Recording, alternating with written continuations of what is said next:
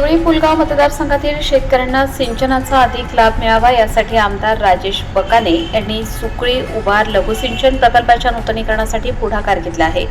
वर्धा येथे आयोजित बैठकीत त्यांनी संबंधित विभागांच्या अधिकाऱ्यांशी चर्चा करून कालव्यांची दुरुस्ती, अस्तरीकरण, वितरण प्रणालीचे नूतनीकरण आणि जीर्ण बांधकामांच्या पुनर्बांधणीबाबत तातडीने प्रस्ताव सादर करण्याच्या सूचना दिल्या।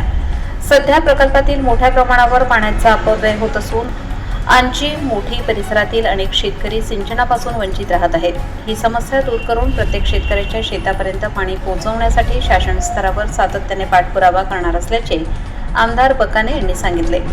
या बैठकीमुळे सुकळी उभार लघु सिंचन प्रकल्पाच्या नूतनीकरणाला गती मिळण्याची आणि परिसरातील शेतकऱ्यांना प्रभावी सिंचन सुविधा उपलब्ध होण्याची आशा निर्माण झाली आहे।